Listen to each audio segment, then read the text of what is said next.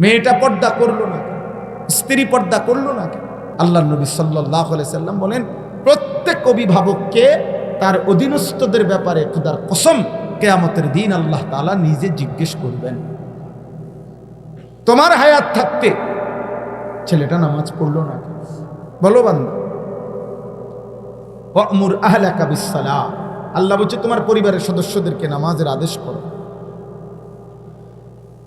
আল্লাহর বিধান এটা, আপনি ছেড়ে দেওয়ার কোন সুযোগ নেই, কোন সুযোগ নেই। নবীজি বলছে ওয়াদরিবুহুম আলাইহা ওয়াহুম আবনাউ 10 সিনিন, সন্তানের বয়স যদি 10 বছর হয়ে যায় আর যদি নামাজ না পড়ে, আল্লাহর কসম আল্লাহর নবী বলছে তাকে শাসন করো, প্রহার করো।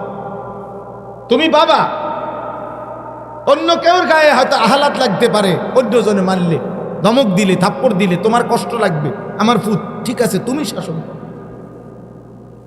নবীজি বাবাকে দায়িত্ব দিয়েছেন, মাকে দায়িত্ব দিয়েছেন, মাকে দায়িত্ব দিয়েছেন, আমরার কাছে দিয়ে দিছে, হুজুর দিছি আপনার কাছে, তারা আপনি জোনায়েত বাগদাদি বানাইয়া বাইর ছড়াইবেন।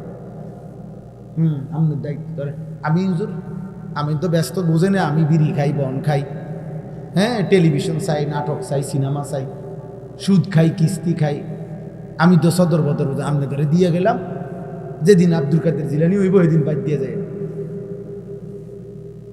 আমনে বাইজি বুঝতাই বানাই বাইক ছড়াই যায়, অথবা আমারে খবর দিলে অটো ফাটাবো, আব্দুল কাদের জিলানিকে বাইক না লাগবে না, বুঝেন নাই কথা। তাই এমনি নি সংশোধন হবে, এমনি নি ঠিক হবে। সন্তানকেও বুঝাইতে হবে, উস্তাদকেও চেষ্টা করতে হবে, পিতামাতাকেও চেষ্টা করতে হবে। কোরআন সুন্নাহর মধ্যে সমস্ত দায়িত্ব বাচ্চা সন্তানের, নাবালেগ সন্তানের সব দায়িত্ব মা বাবার উপর। বিশ্বাস করে, ছেলে হোক মেয়ে হোক, প্রধান জিম্মাদার সন্তানের জীবন গঠন করার পিছনে অপ্রাপ্তবয়স্কে সাবালক হওয়ার আগে জন্ম থেকে সমস্ত দায় দায়িত্বের প্রধান দায়িত্ব পিতামাতার। নবী সাল্লাল্লাহু আলাইহি সাল্লাম বলছে, যে তার দুইটা কন্যাকে, দুইটা মেয়েকে যে বালেগ হওয়া পর্যন্ত, স্বামীর হাতে তুলে দেওয়া পর্যন্ত যত্ন করবে, লালন পালন করবে, আদব শিক্ষা দিবে, ইলম শিক্ষা দিবে, আখলাক ঈমান আমল শিক্ষা দিবে, আল্লাহর কসম নবী বলেন, ওই মেয়ের বাবা আর আমি মুহাম্মদ এই দুই আঙ্গুল যেমন পাশাপাশি, এভাবে তাকে নিয়ে জান্নাতে থাকবে। এইভাবে দুই আঙ্গুল, ওয়াযাম্মা আসাবিআহু, হাদিসের শব্দ হলো নবীজি তার দুই আঙ্গুল এভাবে মিলাইয়া দেখাইছে। কি মিয়া, আপনাদের আমাদের দায়িত্ব, আপনাদের দায়িত্ব। আপনার ছেলে লাওয়ারিস না, মাসুম বাচ্চা, গরু ছাগলের বাচ্চা, গরুর বাচ্চা না, গাভীর বাচ্চা, পুরা গেরাম সুক্তি বাসুর দৌড়ায়, এটা তো বাচ্চা, এটা তো গাভীর বাচ্চা, গরুর বাচ্চা, তার কোনো আদবের কিছু নাই, আখলাকের কিছু নাই, তার কোনো তালিম, তার তারবিয়তের কিছু নাই, তার হলো ঘাস, তার দরকার হলো দুধ, আর কিছুর দরকার নেই। তো মুসলমান মানুষের বাচ্চা ছাগলের বাচ্চা না, মানুষের বাচ্চা গরুর বাচ্চা না। তাকে আল্লাহ তাআলা সৃষ্টি করার পিছনে সুনির্দিষ্ট উদ্দেশ্য আছে, আর সেই উদ্দেশ্যের জন্য তাকে গড়ে তুলতে হয়। তাকে কি করতে হয় বলেন? গড়ে তুলতে হয়। ওয়া আসলিহ লি ফি যুররিয়্যাতি, এজন্য আল্লাহ শিখাইছে ইমানদারের দোয়া এটা, যে আল্লাহ আমার জন্য, আমার কল্যাণের জন্য আপনি আমার সন্তানকে ঈমান আমল দেন, ঈমান আমল দান। কি বলেন? হাদিসে আপনারা শুনছেন, নবীজি সাল্লাল্লাহু আলাইহি সাল্লাম বলেন, ইজা মাতাল ইনসানু ইনকাতা আমাল, কোন মানুষ যখন মৃত্যুবরণ করে তার সমস্ত আমল বিচ্ছিন্ন হয়ে যায়, সে নিজে আর কোনো আমল করতে পারে না, ইল্লা মিন সালাসা, কিন্তু তিনটি আমল থেকে যায়। কয়টি আমল থেকে যায়? তিনটি আমল থেকে যায়। এই তিনটি আমলের মধ্যে একটি হলো আওয়ালাদুন সালিহুন ইয়াদউ লা, একটা হলো সাদকায়ে জারিয়া, একটা হলো ইলম, নিজে যেই ইলম অর্জন করে অন্যকে শিখাইছে, আরেকটা হলো আওয়ালাদিন সালিহিন, সে একটি নেক সন্তান রেখে গেছে, ইয়াদউ লাহু, যে তার বাবার জন্য দোয়া করছে, মার জন্য দোয়া করছে। ওই বাচ্চা দোয়া করে মিয়া, হাদিসের এখানে আলেম আছেন, আপনি জিজ্ঞেস করে দেখেন। ওই হুজুর দিয়া দোয়া না, হুজুর দিয়া দোয়া করাইলে ফজিলত আছে আলাদা, কিন্তু এই হাদিসের অর্থ হইল ওই ছেলেটা দোয়া করবে। আও ওয়ালাদিন সালিহিন ইয়াদউ লাহু, সে দোয়া করবে তার বাবার জন্য, ছেলে দোয়া করবে। তো আপনি ছেলে যদি আপনার জন্য দোয়া পেতে হয়, তার কি কোনো আখলাক দরকার আছে? কি দিয়ে দোয়া করব? তার কি কোরআন শিখা দরকার? ওমা কি দিয়ে দোয়া করবে বলেন নাম মেরে? তার দিন শিখা দরকার কি না বলেন?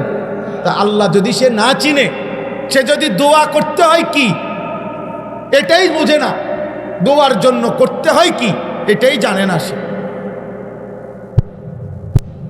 তো সে কি দোয়া করবে?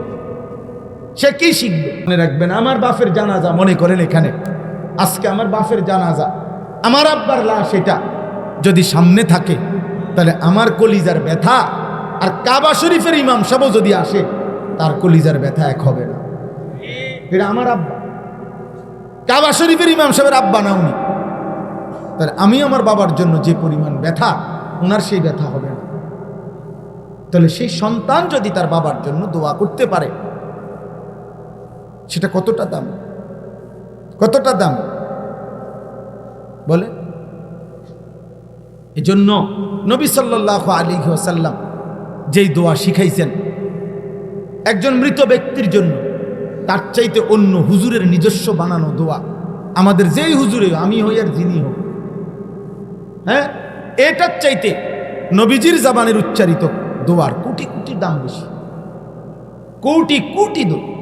তো নবীজি শিখাইছেন মৃত ব্যক্তির দোয়া, আল্লাহুম্মা গফির লি হাইয়িনা ওয়া মাইয়িতিনা ওয়া শাহিদিনা ওয়া গায়িবিনা ওয়া সগীরিনা ওয়া কাবীরিনা ওয়া যাকারিনা ওয়া উনসানা, আল্লাহুম্মা মান আহইয়াইতাহু মিন্না ফাআহইহি আলাল ইসলাম ওয়া মান তাওয়াফাইতাহু মিন্না ফাতাওয়াফাহু আলাল ঈমান। এই যে জানাজার তৃতীয় তাকবীরের পরে যে দোয়াটা পড়ে, এটা নবী সাল্লাল্লাহু আলাইহি সাল্লামের শিখানো দোয়া। কথা বলেন না, কার শিখানো দোয়া? তাইলে উনি যে দোয়াটা পড়ছেন নবীজি, আর আমরা সারা পৃথিবীর মোল্লা সব একত্র হইয়া দোয়া করলেও খোদার কসম ওই দোয়ার দাম বেশি। তো আমনের ফুতে তো এটা পড়তে পারে না, আমনের ফুতে তো এটা পড়তে পারে না। তো আলগা হুজুর দিয়ে যদি একেবারে বাইটটাও দেয়, এরপরও তো এই দোয়ার সমকক্ষ হবে না। তাহলে আল্লাহ নবী সাল্লাল্লাহু আলাইহি সাল্লাম বলছেন এটা। এই জন্য আব্বা, আমি আল্লাহ তোমারও ভালো করেন, উদ্দেশ্য কারো প্রতি বিদ্বেষ, বুঝাইতে চাই তোম করে। আমরা প্রত্যেকেই আজকে যারা বাবা, আমরা তাদের সন্তান, আগামী দিনে তুমি বাবা, তোমার সন্তান আসবে, এটা প্রজন্ম, এটাই সিরিয়াল। আল্লাহ তাআলার এটাই ধারাবাহিকতা। আমি যেমন আমার বাবার সন্তান, আমার সন্তান আছে 4 জন, আমার বাবা আমার দাদার সন্তান, আমার দাদা দাদার বাপের সন্তান, আমরা প্রত্যেকেই একদিকে বাপ, তো অতি অল্প সময়ের ব্যবধানে আবার আমাদের সন্তান, আমরাই সন্তান, আমরাই বাপ, ঠিক না বলেন? আমি আমার বাবার দৃষ্টিতে আমি সন্তান, আমার সন্তানের দৃষ্টিতে আমি কি বাপ। এই জীবন, এই দেখতে দেখতে দেখতে দেখতে বাস্তবতা তোমাদের সামনে, তোমরা যে কয়জন ছেলে আসো, তোমাদেরকে আমরা বুঝাইতে চাই এটা। তুমি এখানে থেমে থাকবা না। আজকে তুমি অবিবাহিত, আজকে তুমি তামসা করতেছ, আজকে তুমি একদিনও নামাজ পড়ো না, 365 দিনে খোদার একটা বছরে কেউ তোমারে ফজরের নামাজে কোনোদিন মসজিদে দেখে নাই। আমার ভাইয়া বলো বাবা, তুমি যখন বড় হইয়া বিবাহ করবা, তোমারও আল্লাহ যখন 10-12 বছরের সন্তান দিবে, তুমি তারে কি শুনাইবা? তুমি তাকে কি শুনাইবা? তুমি কি বলবা? তুমি বলবা এটা যে বাবা, আমি তোর সেই বাপ, আমার বয়স যখন 16 বছর ছিল, আমি সারা রাত উলঙ্গ ছবি দেখতাম। আমি তোর সেই বাপ, আমার বয়স যখন 14 বছর ছিল, আমি 365 দিন আল্লাহকে কোনোদিন 5 ওয়াক্ত নামাজের সেজদা দেই নাই। বেনামাজি নাফরমান কি বলবে সে? চরিত্রহীন যুবক তুমি কি শুনাইবা? মোবাইল, নারী আর নর্তকী দেখে অভ্যস্ত নাফরমান কি শুনাইবা তুমি? আমার ছেলে নাহাবিমির জামাতে পড়ে। আমার ছেলে কৌমি মাদ্রাসায় একটা জামাত আছে, নাহাবিমির একটা ক্লাস। আমার বাচ্চার ছেলেটা প্রথম, বড় ছেলেটা এখন ওই জামাতে পড়ে, ঢাকা সাইনবোর্ড। তা আমি তারে বলছি, আব্বু ভালো করে ফইরু আব্বা। 1996 সালে আব্বা আমিও নাহাবিমির যখন পড়ছি ঢাকা চৌধুরীপাড়া মাদ্রাসায়, হ্যাঁ আমি পড়ছি, আমি বলছি আমার ছেলেকে, আব্বা আমি সেই বছর 1996 সালে নাহাবিমির এই জামাতে কৌমি মাদ্রাসার একটা বোর্ড আছে, বেফাক, সারা বাংলাদেশের শিক্ষা বোর্ড, কৌমি মাদ্রাসা বোর্ড, আমি সেই বোর্ডের পরীক্ষায় সারা বাংলাদেশে সেকেন্ড হয়েছি। তা আমি এটা আমার ছেলেরে কি করলাম, উৎসাহ দিলাম যে আব্বা তুমি ভালো করে পড়ো। তো আমি প্রথম কোরবানির আগে প্রথম মূল্যায়ন পরীক্ষায় ওই সাইনবোর্ড ওর মাদ্রাসা জামে আশরাফিয়ায় পরীক্ষার হয়েছে, রেজাল্ট দিছে। আমি দেখতে গেছি, আমি বললাম আব্বার রেজাল্ট দিছিনি তোমার? আব্বু দিছে। আমি বলি রেজাল্ট কই, কি রেজাল্ট হইল? আব্বু চলেন ওইখানে দেখেন, বোর্ডে লেখা আছে, আপনি দেখেন। মানে হে হাসতে হাসতে কইতেছে। আমি গিয়েছি, রেজাল্ট বোর্ডের মধ্যে আমার ছেলের নামে লেখা আছে, ওয়ও 2 নম্বর। আশ্চর্য, আশ্চর্য। এটা সে যেন আমার বদলা দিল আমার, আলহামদুলিল্লাহ। প্রিয় ভাই, বুঝাইলাম আর কি, একটা উদাহরণ দিলাম আর কি। তুমি কি বলবা? আমি যৌবন বয়সে নেশা করছি, আমি নারীর পিছনে পিছনে ঘুরতাম, আমি উলঙ্গ ছবির কাছে পাগল ছিলাম। ছি ছি ছি ছি, আফসোস। হায়াত পাইলে তো থামতে হবে, তো অচিরেই তোমার ঘর তোমারে লজ্জা। আমি একটু আগে বয়ানে বলছি, এই আগের বয়ানে এই কথাটা বলে আসছি। আমাদের কুমিল্লা মুরাদনগরের একজন আলেম বলছে, উনি বলছেন এই কথাটা। একটা লোক উনারে চোখের পানি ফেলে, উনার পরিচিত লোক জানাইছে, উনার মেয়েটা, ওই ভদ্রলোকের মেয়েটা আরেকটা ফুলার লগে ভাগ্যে গেছে, চলে গেছে। ভদ্রলোক খুঁজতে খুঁজতে বহুত চেষ্টা করছে, ফিরাইতারে না। শেষ পর্যন্ত ওই ছেলের নামে মামলা করছে, মামলা দিছে। আর ওই মেয়েটা, তার মেয়ে, ওই ভদ্রলোকের বাপের কাছে একটা চিঠি পাঠাইছে। ওই চিঠিতে লিখছে, বাবা একই আচরণ আপনিও তো করেছিলেন, আপনি তো আমার মাকে ভাগাইয়েই বিয়ে করছেন, খোদার কসম আমি কোরআন হাতে বললাম। তো সেই মেয়ে বলছে, বাবা যেই আচরণ আপনি করলেন, এখন আমিও সেটা করাতে আমার বেলায় আইসা মামলা দিলেন কেন?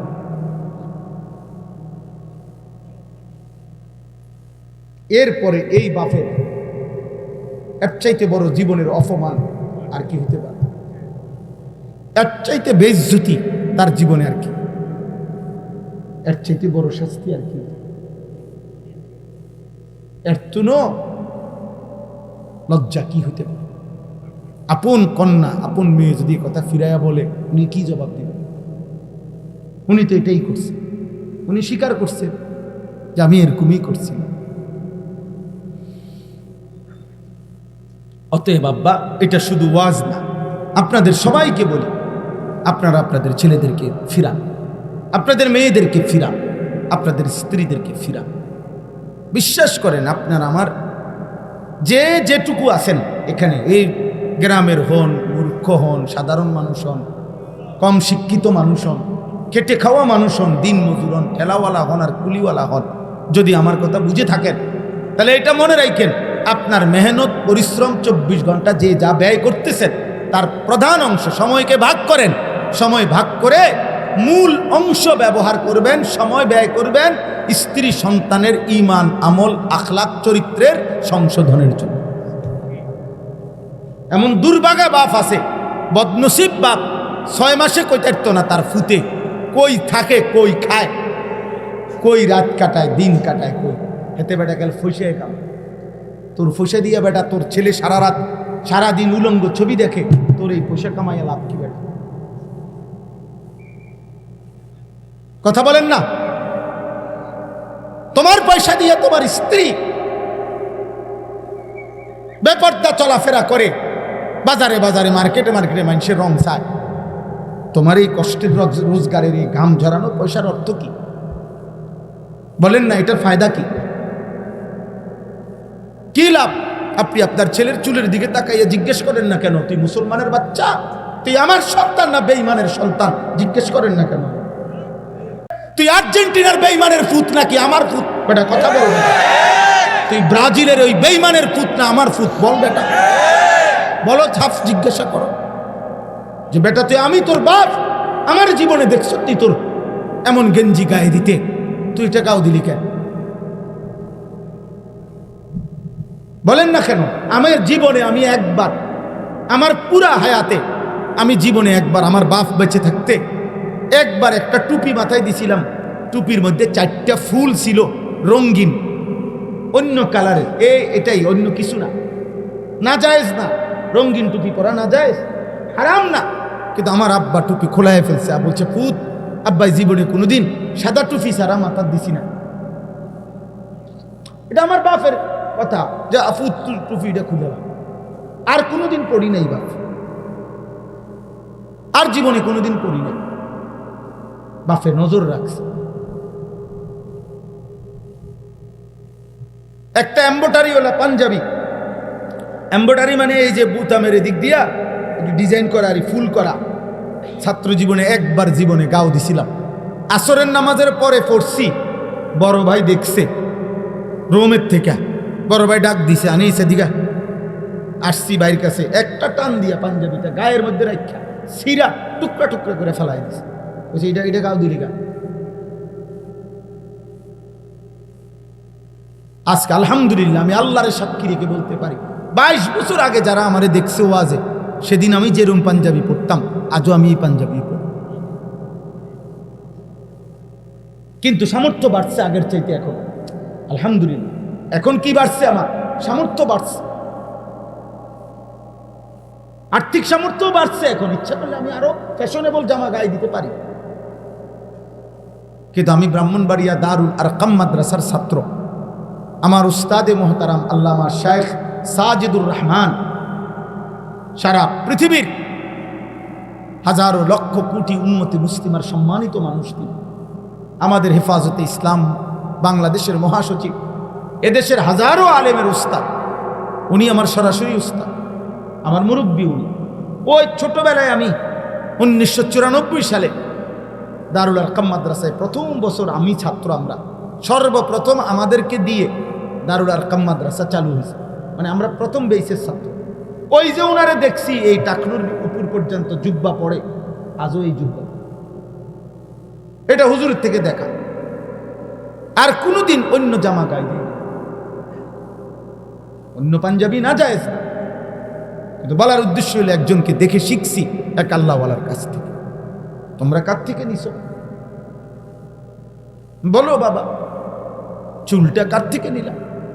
নবী সাল্লাল্লাহু আলাইহি সাল্লামের আপন চাচাতো ভাই, আপনারা শুনেন, মুতার যুদ্ধে, একটি যুদ্ধ হয়েছে নবীজির জামানায়। 3 জন সাহাবী যাদেরকে নবীজি সেনাপতি বানাইছিলেন ওই যুদ্ধে, 3 জন সাহাবী পরপর ওই যুদ্ধে শহীদ হয়ে গেছেন, এবং অত্যন্ত মারাত্মক বিভীষিকাময় একটি যুদ্ধ। তো ওই যুদ্ধের 2 নম্বর সেনাপতির নাম ছিল জাফর ইবনে আবি তালেব, নবীজির আপন চাচতো ভাই। আবু তালেব নবীর চাচা না? নাম শুনছেন না আবু তালেবের? আবু তালেবের ছেলে, মানে হযরতে আলীর ভাই। আলী রাদিয়াল্লাহু তাআলা আনহু তো আবু তালেবের ছেলে। এই জাফর ইবনে আবি তালেব আলী রাদিয়াল্লাহু তাআলা আনহুর ভাই, আর কি বড় ভাই জাফর। উনিও ওই যুদ্ধের 2য় সেনাপতি ছিলেন। উনি শাহাদাত বরণ করছেন, যুদ্ধের ময়দানে শহীদ হয়ে গেছেন। আল্লাহ নবী সাল্লাল্লাহু আলাইহি সাল্লাম মদিনায় বসে তখন কাঁদতেছিলেন, সাহাবাদেরকে বলছেন, সাহাবারা, আমার জাফর, আমার আপন চাচাতো ভাই, এইমাত্র শহীদ হয়ে গেল। তো ওনার শাহাদাতের ঘটনা খুব মারাত্মক, মানে কলিজা কাঁইপা ওঠার মতো ঘটনা। ওনার শহীদ হওয়ার ঘটনা, যুদ্ধের ময়দানে ওনার দুশ্মনে প্রথম ডান হাতটা কেটে ফেলে দিছে। উনি সেনাপতি, তো উনি পতাকা বাম হাতে নিছে, বাম হাতে কোপ দিয়া কাইটা ফেলছে। উনি এই শুধু যেটুকু বাজু ছিল 2 হাতের বাইকি, এটা দিয়া দাঁতের মধ্যে কামড়াইয়া ইসলামের পতাকা উঁচা করে রাখছে। কিতাবে আছে উনি আপনার গর্দান, ওনার কল্লা বেঈমান কোপ দিয়ে আলাদা করে ফেলছে, কিন্তু কল্লা আলাদা অবস্থায়ও ওনার এই মুখ থেকে এই পতাকাটা দাঁত থেকে টাইমছে, তারা খুলতে পারে না, কোনোভাবে খুলতে পারে না। শেষ 3 নম্বর সেনাপতি ছিলেন আব্দুল্লাহ ইবনে রাওয়াহা রাদিয়াল্লাহু তাআলা আনহু।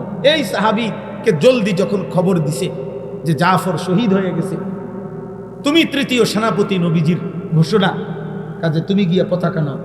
এই আব্দুল্লাহ ইবনে রাওয়াহা উনি কাছে গিয়ে আল্লাহর কুদরত এই লাশের সামনে, ওই খণ্ডিত মাথার সামনে দাঁড়াইয়া বলছে, জাফর পতাকা দাও। আমি আব্দুল্লাহ ইবনে রাওয়াহা তো পতাকা ছেড়ে দিছি। এমন এমন লোমহর্ষক ঘটনা, আল্লাহর কুদরতে এবার ওনার দাঁত কি খুলে ফেলছে। তো এই সাহাবী, দেখো ভাই ছেলেরা, তোমাদেরকে বুঝাইতে চাচ্ছি কোন কথাটা, দেখো এমন করুণ মৃত্যু যার হইল, শহীদ হইলেন। এই নবীজি তখন মদিনায় বসে কাঁদতেছিলেন যে সাহাবীরা, আমার জাফর শহীদ হয়ে গেছে, আমার জাফরের 2 হাত কাইটা ফেলে দিছে। নবীজি এই জন্য বলছে যে আল্লাহ তাআলা জান্নাতে আমার জাফরকে 2টা আলাদা ডানা হাত আল্লাহ কুদরতি লাগায় দিছে। তো নবীজি তখন সাহাবীদেরকে বললেন, চলো আমার জাফরের বাড়িতে চলো, তার স্ত্রী কন্যাদেরকে সান্ত্বনা দিয়ে আসি। উনি শহীদ হয়েছে না, তো ওনার বাড়িতে গেছে নবী নিজে, গিয়া দেখছে ওনার সান্ত্বনা দিছে, সবাই শুনাইছে, কাঁদতেছে, নিজেও সান্ত্বনা দিছে। তো ওই দিন, যেদিন শহীদ হয়েছে, আজকে বাবা শহীদ হয়েছে যুদ্ধের ময়দানে। ওনার 3টা ছেলে ছিল তখন, হযরত জাফরের 3জন ছেলে। খোদার কসম আব্বা, একটা ছেলেও যদি শুনো, এই দিন যেদিন বাবা যুদ্ধের ময়দানে শহীদ হয়েছে, নবীর সাহাবী, ওনার 3 ছেলেকে উনি যখন দেখছে, সান্ত্বনা দিতেছে, আদর করতেছে, এই দিনে ওই সময়ে নবীজি দেখছে ওগর চুলগুলো মাথার একটু বড় বড়। সত্য কথা হলো, ও হাদিসের স্পষ্ট শব্দ, নবীজি তখন বললেন, উদউ লি আল হাল্লাক, তোমাদের মধ্যে চুল কাটতে পারে যেই সাহাবী, নবীজি বললেন তাকে ডেকে নিয়ে আসো। তো আনছে, আর নবীজি বললেন, আমার ভাতিজাদেরকে আগে চুল কাইটে সুন্দর করে ঠিক করে দাও। যেদিন বাপের মৃত্যু হয়েছে, বেটা শহীদ হয়েছে বাপ, সেদিন আল্লাহ নবী এটা খেয়াল রাখছে যে আমার ভাতিজাদের চুল বড় হয়ে গেছে। তাহলে ইসলামে সুন্দর চুল রাখা কতটা গুরুত্বপূর্ণ, কতটা গুরুত্বপূর্ণ। আমাদের ছেলে পেলে কোথাকার কোন বেঈমান, কোথাকার কোন পাগল, কোথাকার ছাগল, জাত নাই, জন্ম নাই, ঠিক নাই, ঈমান নাই, ধর্ম নাই, নাউজুবিল্লাহ নাউজুবিল্লাহ, ওদের মতো চুল কাটতেছো তোমরা, এটা কি কারবার? এটা পাগল, কার মতো চুল কাটলাম? এটা বেঈমানের মতো। বেঈমান তোমার বাপ, বেঈমান তোমার আত্মীয়, বেঈমান তোমার পছন্দ, কথা বলে না, তো তাইলে তুমি তার মতো চুল রাখবা কেন? তার মতো সাজবা কেন? আল্লাহ আমাদেরকে হেফাজত করেন। আল্লাহ তাআলা আমাদেরকে যে রসুল দিয়েছিলেন সাল্লাল্লাহু আলাইহি ওয়াসাল্লাম, গোটা পৃথিবী আজকে 1450 বছরে পৃথিবীর এমন কোন অমুসলিম, এমন কোন বেঈমান, কাফের, মুশরিক, সারা পৃথিবীতে যতজন নবীজির জীবনীকে গবেষণা করছে, আল্লাহর কসম প্রত্যেকের কাছে নবী সাল্লাল্লাহু আলাইহি সাল্লামের বাহ্যিক চেহারা, শরীর, এটা যেমন সবচেয়ে সুন্দর, নবীজির আখলাক, চরিত্র, এটাও সবচেয়ে সুন্দর। নবী সাল্লাল্লাহু আলাইহি সাল্লামের নাকের চাইতে সুন্দর নাক এই সৃষ্টিতে কারো নাই।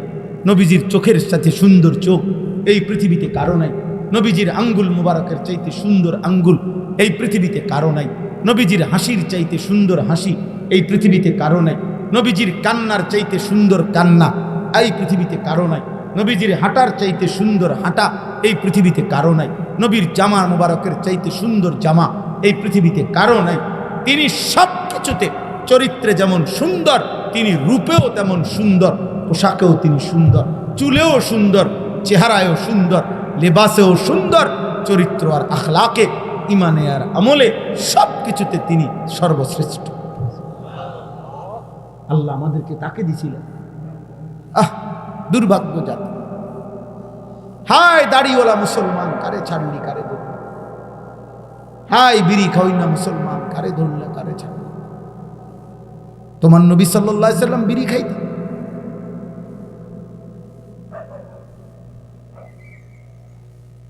আপনার নবী সাল্লাল্লাহু আলাইহি সাল্লামের মুখে দুর্গন্ধ ছিল। নবী সাল্লাল্লাহু আলাইহি ওয়াসাল্লাম দাড়ি কাটতেন। বলে এমন নবী ছেড়ে দিলাম কেন? কি কারণ? এমন রাসূল ছেড়ে দিলাম কেন? এক সাহাবী, আমরা হাদিসে আছে, রবিআ ইবনে কাব আল আসলামী রাদিয়াল্লাহু তাআলা আনহু, এক সাহাবী, অল্প বয়সী ছিলেন, কিশোর। তো একদিন নবী সাল্লাল্লাহু আলাইহি সাল্লাম ইস্তেঞ্জা করে বের হইছে।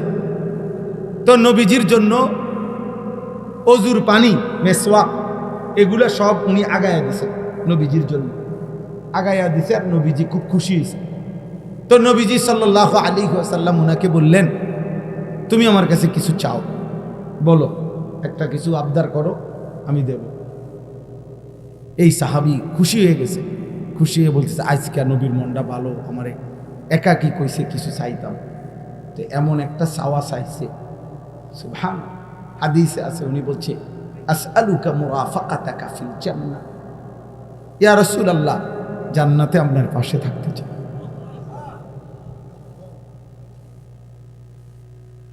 নবীজি বললেন, আওয়া গায়রি যালিক, অন্য কিছু চাও, এটা না।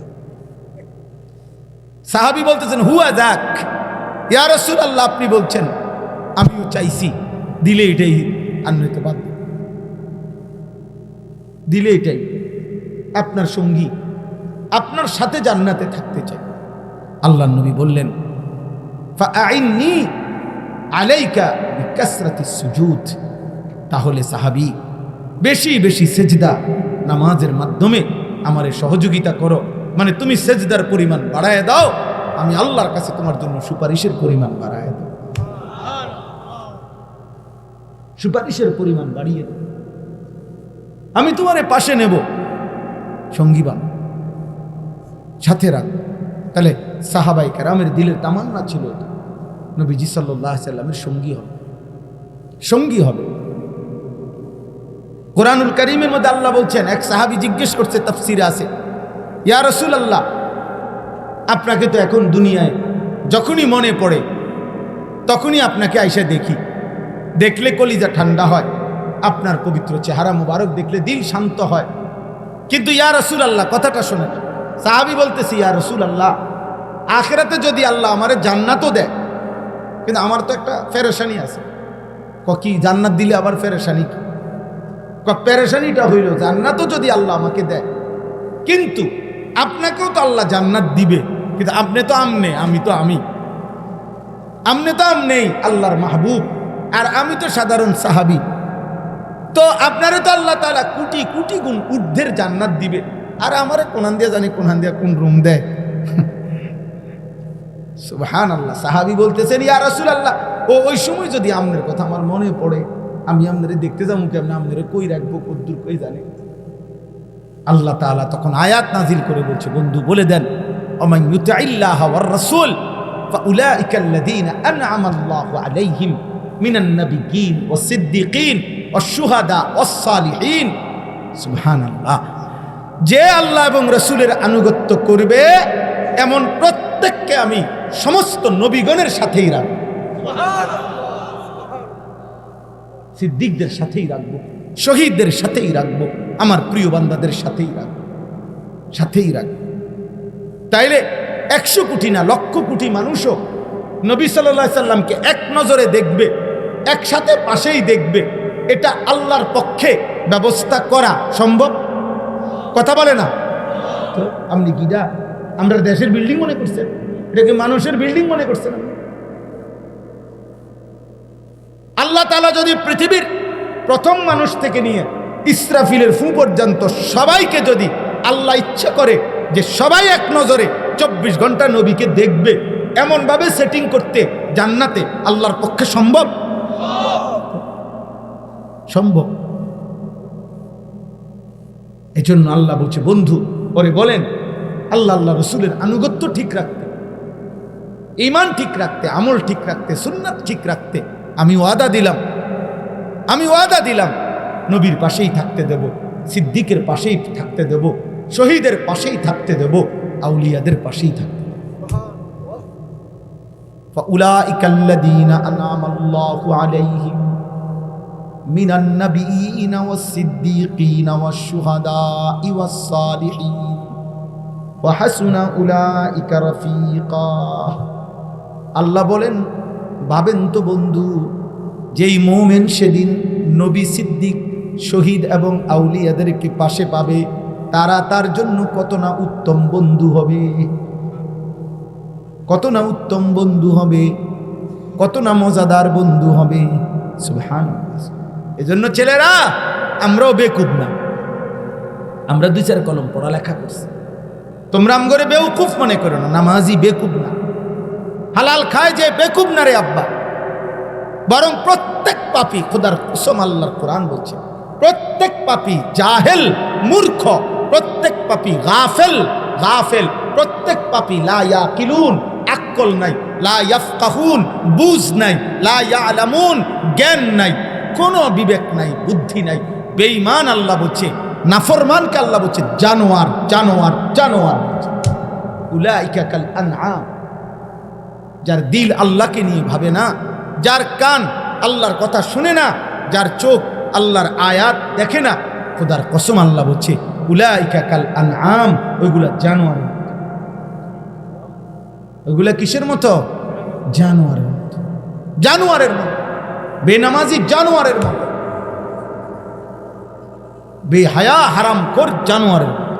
যার কাছে জীবন মানে হলো বাত্তরকারি আর পেশাব পায়খানা, যার কাছে জীবন মানে হলো কিছুক্ষণ রোজগার, কিছুক্ষণ উপভোগ, এক বেলা কামাই করে, আরেক বেলা উপভোগ করে, কতক্ষণ বিড়ি খায়, কতক্ষণ টেলিভিশনে নাচ গান দেখে, কতক্ষণ স্ত্রীর সাথে সময় কাটায়। হ্যাঁ, কিসের আল্লাহ, কিসের রাসূল, কিসের নামাজ, কিসের সেজদা, কোরআন কি, আল্লাহ কি, রসুল কি, ইসলাম কি, হেতের এত কথার দরকারি। খায় আর বাথরুমে যায়, সব রুমে অ্যাটাচড বাথরুম না, এখন সিস্টেম করে দিছে 4টা রুম, 4টার লগেই বাথরুম, খাইবি আর বাথরুমে যাবে, বুঝেন না? বাহ, সবাই রে, বউ বাচ্চা সবাই একসাথে সামনের রুমে বসা, সোফাত বসা, স্বামী, স্ত্রী, ছেলে, মেয়ে সবগুলো বেহায়া এক লগে টেলিভিশনে নর্তকীর নাচ চলে। কত বড় নিকৃষ্ট বেগায়রত, ছি ছি ছি ছি, আত্মমর্যাদাহীন মানুষ। ও বুড়ো সাদোয়ানে বইয়া টেলিভিশনে নর্তকীর নাচ দেখে, এবারটা দেখে, এবারটার লগে বইয়া রয়েছে 12 বছরের কোলা। এই বুড়ার কোনো স্মরণ নেই। ছি ছি ছি ছি, আমনের চোখের উপরে ছি। লজ্জা শরম থাকা উচিত, মেয়ে, লজ্জা শরম থাকা উচিত। আল্লাহ আমাদের সবাইকে হায়া দান করে। বাস্তবতা হলো, একজন বক্তা আনছে, আমরাও আসলেন, দেখলেন, তামসাগুদ্দুর দেখলেন, এটা হলো একটা বিষয়। আরেকটা বিষয় হলো না, আমার নিজের জন্য আমি কিছু নিলাম, আমার কোনো অনুভূতি হলো, শক্ত বলুক, নরম বলুক, আমার পক্ষে বলুক আর আমার গায়ে লাগুক, আমারে বলছে, আমি শুনছি, আমি বুঝলাম, আমি ধারণ করলাম, এটা অনেক বড় নিয়ম, অনেক বড় নিয়ম। এই আমি যেখান থেকে পড়ছি, কোরআনুল কারীমের 12 নম্বর পারা, 11 নম্বর সূরা, সূরা হুদ। এই সূরার 2টি আয়াত 18, 19। তো এইখানে একটা কথা আছে একটু পরেই, যে আল্লাহ তাআলা বলতেছেন, নাফরমান বান্দা যারা, মা কানু ইস্তাতিউনা আস-সামআ ওয়া মা কানু ইউবসিরুন। আল্লাহ বলেন, আমার নাফরমান বান্দা শুনতেও চায় নাই, আর আমি আল্লাহ তাআলার আয়াত দেখেও না, মনোযোগ দিয়ে শুনছে, না মনোযোগ দিয়ে পড়ছে, কিছুই করে। তো সে আমার পথে চলবে কেমন? আমার পথে সে চলবে কিভাবে? না শুনলো, না পড়লো, না দেখলো। এখানে আছে আল্লাহ তাআলা বলেন, মাসালুল ফরিকাইন কাল আ'মা ওয়াল আসাম ওয়াল বাসীর ওয়াস সামি'। আল্লাহ তাআলা কাফের, নাফরমান, পাপীর দৃষ্টান্ত দিছে দুইটা শব্দ। আবার ইমানদার মুমিন মুত্তাকির দৃষ্টান্ত দিছে দুইটা শব্দ। আল্লাহ তাআলা বলেন একদিকে বেঈমান নাফরমান, সে তার দুইটি বৈশিষ্ট্য, এক নাম্বার হলো আমা অন্ধ, দুই নাম্বার হলো আসাম বধির।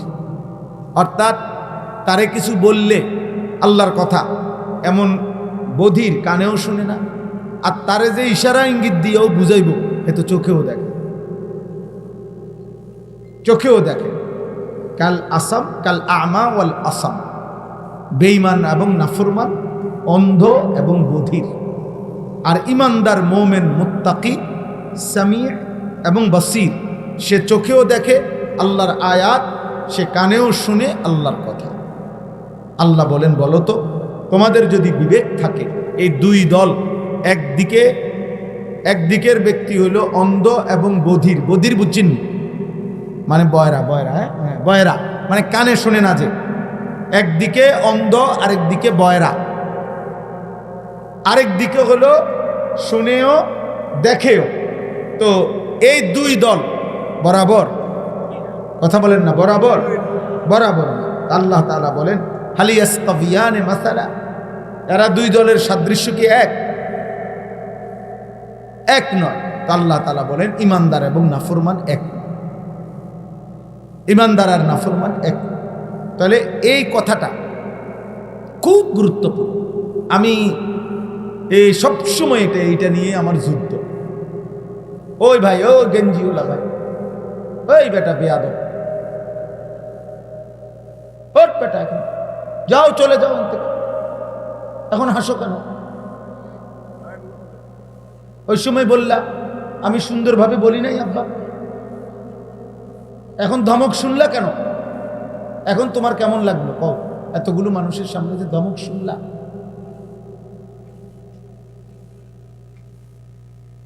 এটা সাংঘাতিক। আমরা আমাদের সন্তান ছেড়ে দিলে তো ছেড়েই দিলাম,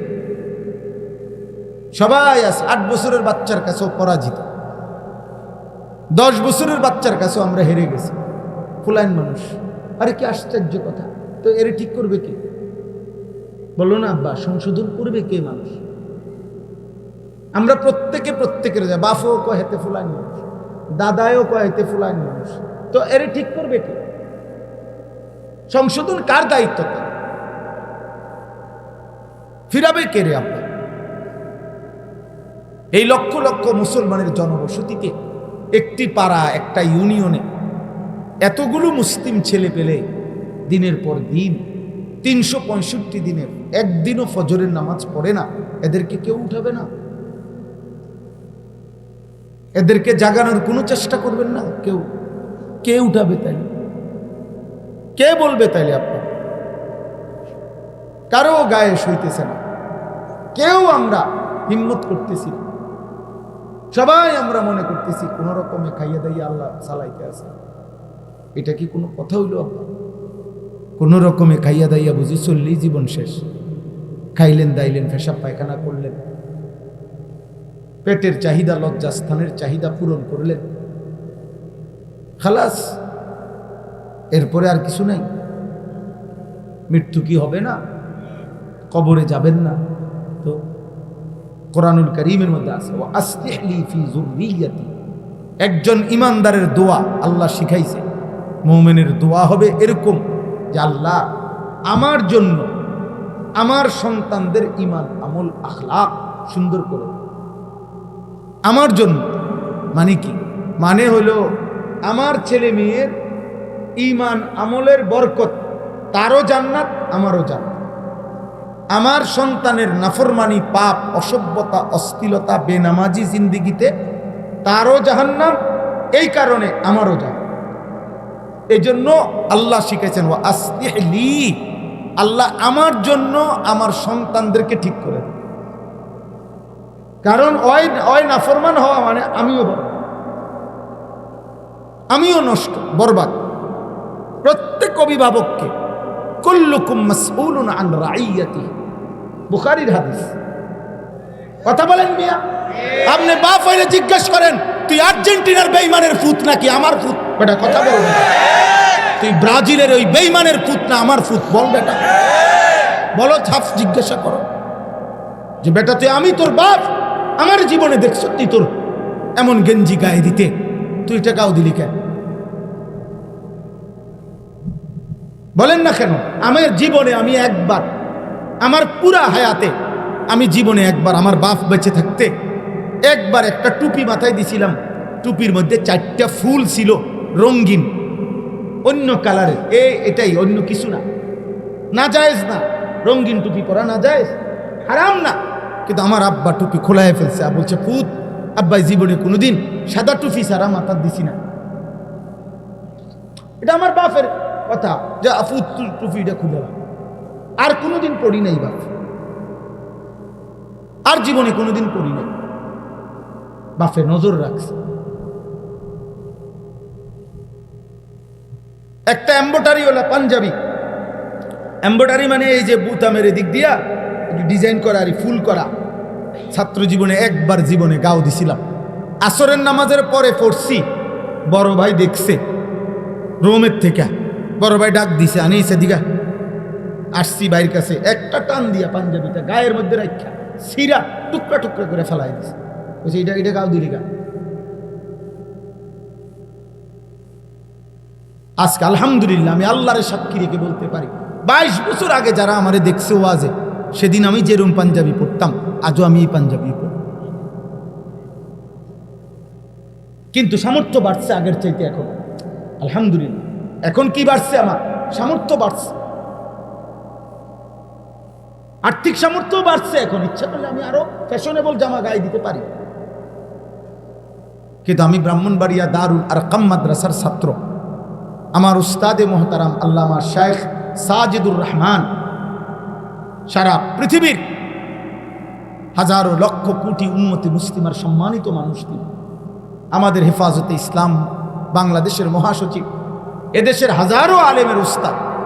উনি আমার সরাসরি উস্তাদ, আমার মুরব্বী উনি।